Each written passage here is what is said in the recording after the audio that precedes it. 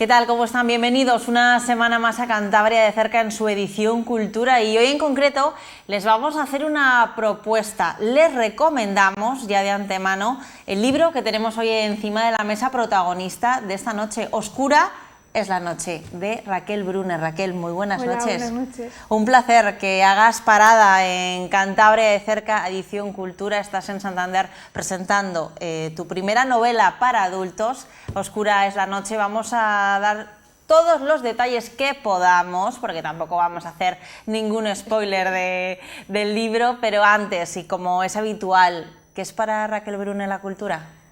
Preguntas difíciles. Empezamos fuerte, sí, ¿no? Sí, empezamos ya, a partir de aquí todo fácil. Quizás para mí la cultura es un refugio, ¿no? Lo ha sido siempre, y yo creo que además en situaciones complicadas como la pandemia que hemos vivido estos años se ha visto que no soy la única que se siente así, ¿no? Que es tu lugar seguro cuando el mundo se complica o no lo entiendes, necesitas o explicaciones o evadirte. Al final la cultura es el lugar donde puedes refugiarte. ¿Concibes la vida sin cultura? Yo creo que sería muy difícil para mí, ¿no? Sabes que claro, hablamos de música, hablamos de arte, hablamos de cine, hablamos de series, hablamos de libros. Yo es que la gente que no consume cultura, la verdad es que no sé a qué aplica el tiempo, yo no sabría qué hacer. Ahora te dedicas a la cultura, pero tenemos que decir que tú eres una gran consumidora previa a dedicarte de manera profesional a ello. Raquel Brunner tiene 800.000 seguidores, yo creo que seguro que alguno más a día de hoy en redes sociales. Es una de las recomendadoras de libros más conocidas de nuestro país, ya les digo, con ese número de seguidores. A lo largo de esta entrevista me gustaría preguntarte, Raquel, de qué manera llegas a este tema de las redes sociales. Tenemos que decir también que has publicado 6 novelas juveniles hasta la fecha, pero ¿qué te lleva a dar el salto y a escribir una novela para adultos que tenemos encima de la mesa, Oscura es la noche? Bueno, al final es muy difícil muchas veces establecer la línea, sobre todo ahora mismo. Yo creo que antes teníamos más claro lo que era un libro juvenil y lo que era un libro adulto. Eso te iba a preguntar pero, un poco, ¿qué diferencia, ¿no? Yo siento que después de la generación que ha venido después de los Juegos del Hambre, que trata temáticas muy complejas y muy duras, ¿no? No es nada edulcorado en absoluto. Después de libros como Crepúsculo, ha cambiado un poco, yo siento, la dinámica, ¿no? La línea se ha vuelto muy fina y cada vez más gente adulta de más de 30 años que consume este tipo de libros, hay gente joven que lee libros adultos, entonces es un terreno un poco borroso, ¿no? Yo lo que siento que sí que ha cambiado más en esta novela con respecto a las anteriores es más el género, es más el tono, ¿no? En mis novelas anteriores nos encontramos con protagonistas en un mundo lleno de magia, son fantasías de novela urbana, que se encuentran con que tienen que salvar el mundo, con que tienen que averiguar cómo usar estos poderes, y todo tiene mucho más de aventura, de viaje épico, ¿no?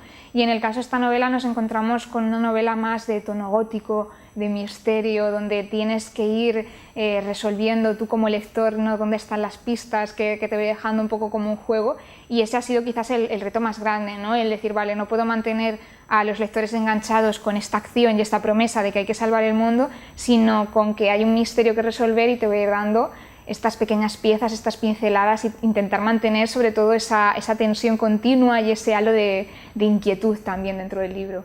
¿Qué sentiste cuando Ediciones B se fijó en ti para publicar este proyecto? Pues fue una oportunidad además muy bonita, porque yo, claro, tenía esta idea en mente desde hacía tiempo, me rondaban estos bosques y me rondaban... Te voy a preguntar luego de cómo fue surgiendo todo, por supuesto. Entonces yo, claro, lo que no sabía muchas veces uno como escritor una vez que publicas es este miedo a...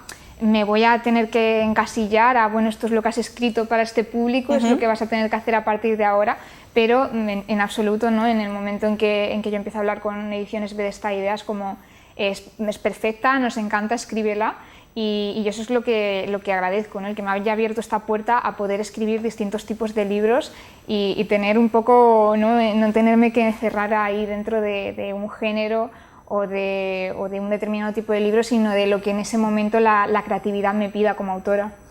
Raquel, sin hacer spoiler, como decíamos al principio, pero ¿qué se van a encontrar los lectores en Oscura es la noche? ¿De qué trata? Sí, es la historia de dos protagonistas separadas por 100 años. Nos vamos a encontrar por un lado con Candela, que es una joven heredera que vive en la década del 1920 y que llega a la ciudad ficticia de Santa Bárbara, que es un poco el tercer personaje casi de este libro, y cuando ya llega a la ciudad lo que le ocurre es que se ha criado en una casona en los bosques, relacionándose prácticamente más con animales que con personas, y va a tener un poco este choque, ¿no? Por un lado le va a sorprender las normas de este mundo, de esta ciudad donde acude la alta sociedad durante el verano, un poco para descansar del calor, pero también para establecer conexiones sociales, ¿no?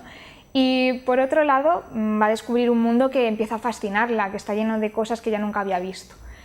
Su contraparte es el personaje de Sandra, que es en el presente, en la década del 2020, que es un poco lo contrario, ¿no? Ella es una cantante que desde muy joven ha tenido éxito y está un poco ya quemada, quizás ha vivido demasiado a un ritmo muy frenético. Y después de un divorcio muy mediático, lo que ella va a hacer a Santa Bárbara es lo contrario, huir un poco del mundo, porque la ciudad de Santa Bárbara, cuando ella llega, se ha convertido en una especie de eco del pasado, en una ciudad en decadencia donde nadie la va a reconocer y donde se puede sentir un poco más a gusto, y al final estos dos personajes vamos a ir viendo que, a pesar de parecer que tienen historias muy diferentes, están unidas no solo por la ciudad de Santa Bárbara, sino por una canción que va a ir acompañándolas a las dos. De hecho, me gusta mucho, generalmente cuando compramos un libro, cuando estamos en la librería, echas un vistazo a la contraportada, ¿no? Lógicamente, porque no tenemos la oportunidad de tener al autor o a la autora con nosotros en ese momento. Entonces tú sueles leer las contraportadas y bueno, te hace como una sinopsis, ¿no?, de algunos momentos de lo que trata la historia.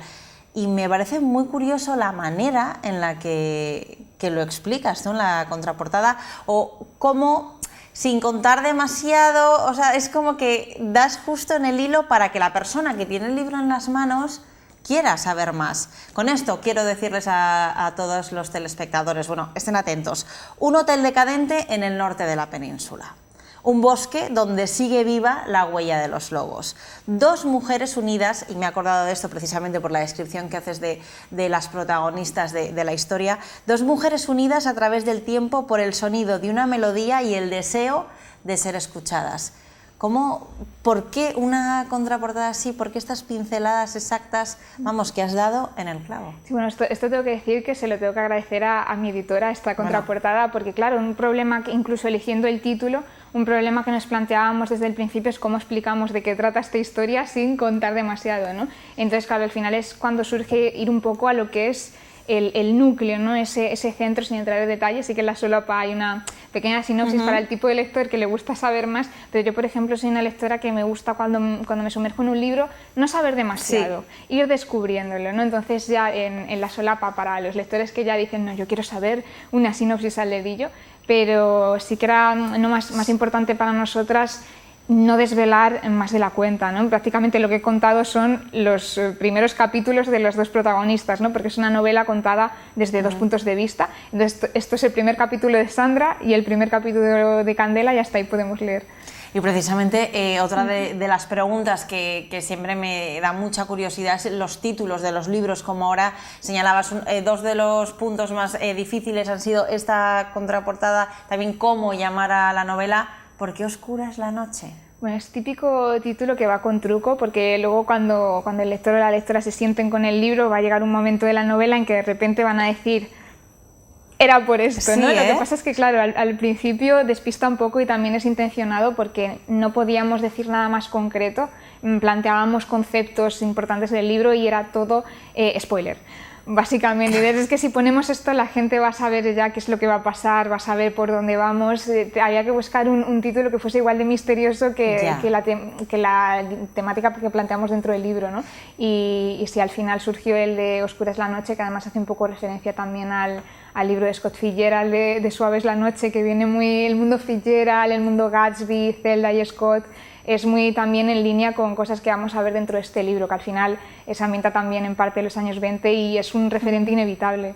Es precisamente el título uno de los puntos más difíciles de los proyectos. Muchas veces sí, es porque difícil, claro, sí. O sea, nosotros como lectores cuando compramos el libro, bueno, digamos que ya está todo hecho, ¿no? Pero al final el título, los nombres de las cosas también tienen su gran importancia, ¿no? Sí, y además a mí por lo menos como autora me pasa que como no se me ocurra a mí al principio, luego ¿Ah, resulta sí? muy extraño, ¿no? Luego es como necesito ayuda, vamos a pensar, porque te acabas acostumbrando a que ese proyecto en tu cabeza tenga otro nombre y te cuesta mucho verlo de cualquier otra forma, ¿no?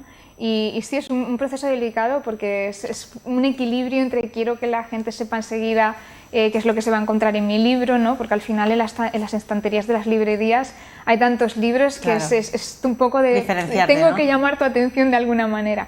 Pero por otro lado tampoco puedes contar demasiado, ¿no? Es difícil, tiene que sonar bien, tiene que ser algo que no haya un título ya igual. Claro. Es un mundo el tema de los títulos, es casi más fácil escribir el libro muchas veces. Y el libro, precisamente, Raquel, ¿cómo surge la idea de este proyecto? ¿De dónde viene esa idea base a través de la que ha ido surgiendo todo? ¿Tenías claro cómo querías terminar? ¿Tenías claro el concepto de cada una de las protagonistas? ¿Cómo ha sido un poco ese proceso creativo de esta novela? Para mí el proceso al final de escribir una novela es ir juntando piezas, ¿no? Sobre todo al principio. Luego ya, en el caso de este libro, sí que era muy importante saber el final para que luego todo se sostuviese.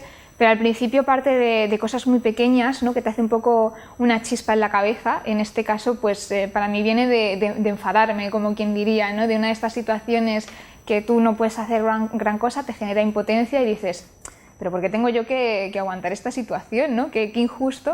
Y muchas veces esa impotencia de que en el mundo real, digamos, no puedes hacer nada, pues te evoca a pensar, madre mía, pues esto es como una protagonista de una novela gótica, ¿no? Y ahí haces un poco clic de decir, oye, ¿por qué no? ¿Por qué no vamos a hablar de una novela gótica? Además, a mí películas, por ejemplo, como Rebeca o como Luz de Gas, siempre, incluso Eva al desnudo, no sé, son películas que ese tono de misterio y siempre desde el punto de vista femenino me han cautivado mucho, ¿no? Y enseguida, en cuanto empecé a pensar esto, surgió poco a poco esta idea de podría tener algo entre mano, y aquí es cuando empiezan a aparecer luego ya en tu cabeza los distintos elementos, ¿no? Aparece el hotel, aparece la ciudad de Santa Bárbara, aparecen los lobos, aparece la canción, aparecen los bosques, y poco a poco te das cuenta de que todo está conectado, ¿no? Y ahí es cuando tienes el trabajo nada sencillo de escribirlo y que efectivamente luego tenga todo sentido. ¿Cómo ha sido tu rutina para escribir? Bueno, no es la primera vez que publicas un libro, quiero decir, eres de las meticulosas que sí tienen su rutina a la hora de escribir, vas escribiendo a ratitos. ¿Cómo lo has hecho? Intento adaptarme un poco también al momento vital, ¿no? Sí que es verdad que con esta novela una parte importante ha sido escrita en pandemia, así que bueno, había menos cosas que hacer fuera de casa, ¿no? Entonces sí que procuro, si puedo, en ese momento reservarme al menos 1 o 2 horas al principio del día sin correo, sin móvil, sin distracciones, para decir, bueno, este rato, esta hora o 2 horas, va a ser tiempo de calidad para trabajar en la novela, porque muchas veces si esperas el momento perfecto a lo largo del día, empiezan a surgir, sobre todo ahora que estamos conectados 24 horas, en el momento en que abres el mail siempre hay un problema que resolver y al final todo se vuelve más urgente que sentarte a trabajar en tu libro. Entonces sí que procuro al menos tener ese rato de paz en el que estamos solas las protagonistas y la novela y yo, porque si no, siempre pasa algo. En otras entrevistas te he escuchado decir que eres una chica despistada, una Virgo despistada, yo creo que Sí, te he sí. escuchado decir que tienes la cabeza siempre en las nubes. ¿Es precisamente por eso, o es precisamente eso lo que a ti te ayuda a tener tantísima imaginación? Porque la Sí, tienes. son esas Damos fe de contradicciones. que la tienes, ¿no? Son 600 páginas de Casi nada. imaginación. Imaginación de 600 páginas. Sí, al final son esas contradicciones que es lo que requiere muchas veces una novela, ¿no? Por un lado necesitas estar un poco en las nubes y ir atrapando ideas, pero por el otro lado también necesitas tener los pies en el suelo lo suficiente para sentarte y que esas ideas se conviertan en algo tangible, ¿no? Entonces sí, yo siempre lo comento, ¿no? Digo, para ser una Virgo soy un poco caótica también, pero bueno, creo que es el ascendente en Géminis ya para los especialistas en astronomía, Sí. ¿no? Que son las 2 facetas. Igual es por eso, no lo sé. Tendría que pedir que me leyesen la carta astral. Raquel, ¿y tenías claro también que querías hacer una novela tipo gótica? Sí, al principio de surgir esta idea es que vino un poco precisamente de eso, ¿no? De que yo ya tenía esa ambientación en la cabeza, ese run run, me gusta este tipo de historias contado desde la perspectiva de una mujer, que además siempre en las novelas góticas se repite muchísimo el cliché de esta protagonista, que es una chica joven, dulce, ingenua, y claro que de repente se ve en un mundo en el que se encuentra con monstruos que no sabía ni que estaban ahí, ¿no? Que puede ser algo muy tangible como ese marido con el que se casan, que es perfecto y luego resulta que tiene unos secretos que no se esperaban, o puede ser algún monstruo como en el caso de Drácula, ¿no? Y a mí me apetecía un poco jugar con eso también y llevármelo a mi terreno, entonces sí que era tanto la ambientación como partir de ese cliché algo que tenía en la cabeza. ¿Y a la historia en sí le has dado muchas vueltas? ¿Has tenido siempre claro por dónde iban a ir los tiros? Claro, ha habido partes que sí que eran claves desde el principio y que era importante tenerlas claras porque al final, al estar jugando con dos líneas temporales, con un montón de piezas, sí, esos fundamentos tenían que estar, ¿no? Esos claves sí, pero luego muchas veces tienes que estar también un poco peleando en el barro con tu historia para que todas las piezas encajen, ¿no? Y no siempre, esto de la inspiración no siempre llega ahí todo perfecto, ¿no? A veces tienes que sentarte con tu libro y decir, vamos a ver, ¿qué estamos contando? ¿Qué hacemos? Raquel, estudiaste publicidad. Como decíamos al principio, seguro que muchos de los telespectadores que vayan a ver este programa te conocen precisamente por las redes sociales. Como decíamos al inicio, Raquel es una de las recomendadoras de libros, me encanta además el término recomendadoras de libros, me encanta. Es una de las recomendadoras de libros más conocidas con 800.000 seguidores en redes sociales. Entonces, la pregunta es la siguiente, estudiaste publicidad, pero ¿en qué momento surge el tema de las redes sociales? Bueno, yo creo que soy de una generación que tenemos como una relación muy particular con las redes sociales porque creo que siento que fuimos los primeros que empezamos a crecer con ellas pero sin nada antes, ¿no? Yo recuerdo cuando yo era más pequeña redes sociales como MySpace, por ejemplo, como Fotolog, que tú podías subir una foto al día, ¿no? Entonces yo siento que ya en mi generación muchos hemos estado desde siempre un poco en redes sociales expresándonos, ¿no? Entonces también para mí fue algo natural, que haces sin ninguna pretensión, ¿no? Porque siempre he sido lectora, siempre me ha gustado escribir desde pequeña, entonces en un momento dado aparece Instagram. Y en Instagram, claro, al principio la gente compartía fotos de sus pies en la playa, esto es en los inicios. La foto del mojito con el mar de fondo. Exacto, sí. Y en un momento dado empieza a aparecer gente que empieza a compartir fotos de sus lecturas, ¿no? Entonces yo ya que vengo de hacer blogs con mis amigos en el instituto para hablar de cosas que nos interesaban y todo este tipo de cosas, enseguida dije, ay, pues qué divertido, ¿no?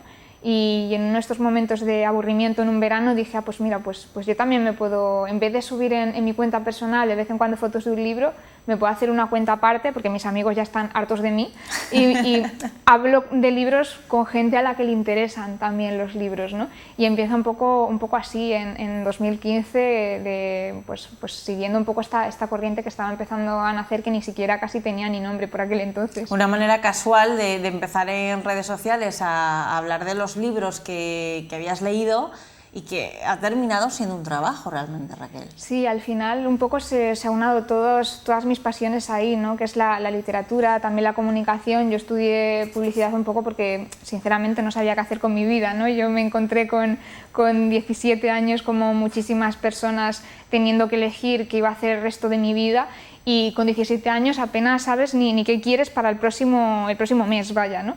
Y bueno, fue una opción que yo dije, bueno, me permite por lo menos desarrollarme a nivel creativo, que es algo que a mí me interesa. Y al final un poco todo confluye, ¿no? Aprendes a comunicarte, a expresarte, el tema de los libros también es algo de lo que me interesaba hablar y al final fue todo como muy natural, ¿no? para mí. Un mundo en las redes sociales a lo que se suma también la publicación de los libros que has ido publicando, y Oscura es la noche, que es tu última novela, como decimos, que tampoco creo que sea fácil compaginarlo, ya no solo en lo profesional, porque hay que dar espacio a todo, lógicamente, sino también un punto que me interesa mucho y que comentábamos de manera casual antes de empezar la entrevista, que es también en lo psicológico, ¿no? Al final estás expuesta, estás en las redes sociales, no todo es tan bonito como lo venden o vemos muchas veces, y por eso en el tema psicológico, en esa salud mental, también sea difícil de cuidar, ¿no? Sí, es muy complicado porque por un lado es maravilloso poder estar todo el día hablando de lo que a ti te gusta y que encima sea tu oficio, pero por otro lado es un trabajo complicado en el sentido además de que es algo muy nuevo, ¿no? Y creo que no sabemos todavía cómo gestionarlo, nos faltan esas herramientas, ¿no? Y al final las redes sociales no es la realidad, no es un 1% de la realidad. Y es muy fácil, por ejemplo, la comparación. Esto a cualquier persona que use las redes sociales, no hace falta que sea a nivel profesional, te encuentras con que es súper fácil ver los mejores momentos de la vida de los demás. Las vidas perfectas, ¿no? Exacto. Que vemos muchas La vida de veces. los demás es perfecto, pero claro, porque no, incluso sabiendo que estás compartiendo lo bueno, es muy difícil no compararte y decir, bueno, yo mientras tanto aquí en mi casa, ¿no? Entonces a nivel profesional se complica mucho más porque ese tema de que tu valía dependa de un número como persona, de un número de likes, de un número de seguidores, se mezcla mucho también con que es muy difícil desconectar, porque al final tú no puedes decir, mira, pues esta semana no miro el móvil. Bueno, pues tienes que buscar una semana en que no tengas trabajo, porque no es tan sencillo muchas veces, ¿no? Entonces al final es un terreno que tenemos que ir explorando y que tenemos que ir averiguando la forma de obtener lo bueno de las redes sociales sin que al final tenga tanta carga negativa también, ¿no? ¿Tú cómo lo trabajas todo esto? Porque Bueno, también es sí. nuevo para ti, o sea, quiero decir, poco a poco has ido creciendo tanto personal como profesionalmente en las redes sociales, pero como señalas, al final es un mundo nuevo también para todos, en el que vemos pues precisamente esa cara bonita, o por ejemplo, quizá hay alguna persona que piense, jo, pues qué suerte, Raquel, le pagan por leer libros, imagínate algo así, ¿sabes? O sea, muchas veces por desconocimiento la gente también te critica, entonces el tener los pies en la tierra y, como tú dices, el desconectar y saber que no es solo todo lo que reluce, podríamos decir con esta expresión, pues también será difícil, ¿no? ¿Tú cómo lo trabajas como Raquel Brun en tu día a día? Claro, sin duda es un trabajo privilegiado, ¿no? Todo lo que sea poderte dedicar a algo que a ti te encanta es un privilegio. Pero claro, también muchas veces vemos cuando de repente todos los niños y todas las niñas quieren ser influencers y ¿Qué dices, ocurre ojo, cuidado, actualmente? exacto, o sea, no es ni tan fácil, ni tan perfecto, ni tiene por qué ser para todo el mundo, ¿no? Porque al final son niveles de exposición que luego a nivel psicológico tú también tienes que tener las cosas muy claras, ¿no? Por ejemplo, yo pongo límites, ¿no? Y esto es algo que a cualquier persona que esté empezando a plantearse, oye, me apetece hablar de lo que sea que me apasiona en Internet, yo creo que tienes que tener claro esos límites que tú quieres poner desde el principio, decir, vale, yo quiero hablar de libros y estoy dispuesta a que la gente me diga, me parece que tu criterio literario y que los libros que te gustan son una basura, porque bueno, son opiniones, ¿no? Entonces tú puedes pensar eso, no hay ningún problema y todo bien. Pero claro, hay otros aspectos de mi vida en los que a lo mejor no quiero que la gente opine y es muy difícil al ser humano no opinar sobre todo. Sí, o sea, todos juzgamos, exacto, Raquel, nos encanta todos. opinar en cuanto sabes algo y dices, ay, pues fulanita, ¿por qué Sí, hará esto? ¿Por qué sí. dejará? Entonces al final la única manera de que no opine gente que al final te conoce por lo que muestras y que muchas veces se nos olvida eso también, es ver hasta dónde quiero mostrar, es la única forma que tengo yo de protegerme, digamos, ¿no? Entonces, bueno, de mis gustos literarios no tengo ningún problema de que opines, pero de otras cosas a lo mejor pues prefiero que no opine nadie, ¿no? Porque es asunto mío. Entonces yo creo que esos límites también hay que tenerlos claros y también para las nuevas generaciones también que lo aprendan, ¿no? Que oye, pues en redes sociales pueden pasar cosas muy bonitas, pero hay que aprender a protegerse también y saber cada uno hasta dónde se siente cómodo. Más bien, ¿cómo lo estás compaginando ahora todo el tema de redes sociales en las que sigues trabajando con esta gira que estás haciendo para presentar Oscura es la noche? ¿Cómo se compagina? Porque esta hija necesita mucha atención. Necesita también, atención, ¿no? Es una hija con muchas demandas. Sí, sí que es verdad que ahora mismo lo que más está sufriendo es la escritura, ¿no? De decir, joder, tengo esta idea en la que quiero trabajar y es que no... O sea, que ya tenemos nuevas ideas, ¿no? Sí, está ya, hay cosas por ahí, pero claro, dices que tengo ganas ya de llegar a mi casa y ponerme a trabajar en ella, porque al final es muy difícil, ¿no? Sacar también energía mental, ya no solo tiempo, sino que el tiempo a lo mejor ya que tienes, dices, igual prefiero poner la televisión y ver un rato y descansar y ya está. Y ese tipo de cosas, ¿no?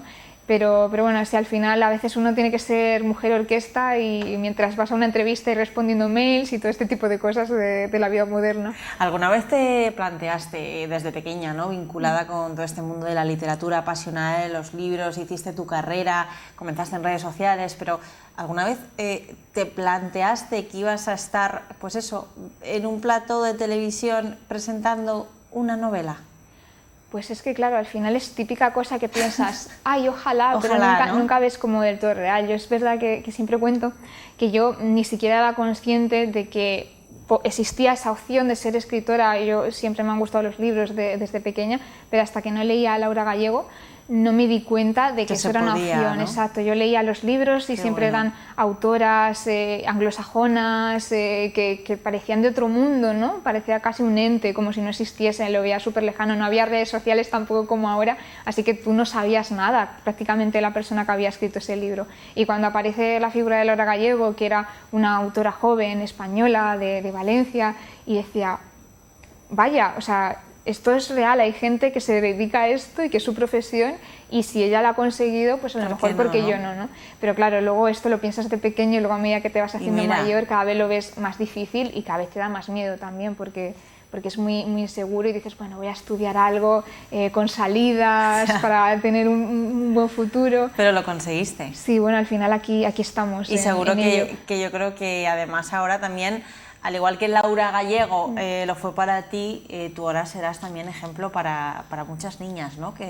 Choca mucho quieran, pensarlo. ¿no? Sí, además es que, claro, el tiempo pasa diferente para nosotros que para los más pequeños. Claro. Y claro, yo cuando pienso que llevo a lo mejor 7, 8 años en redes sociales, no me parece tanto dentro de Pero para mi otra vida. persona, 7, 8 años... Claro, es muy chocante cuando te viene una persona adulta hecha y derecha y te dice, ay, es que te veo desde pequeño, o leo tus libros desde que tenía 15 años, y dices...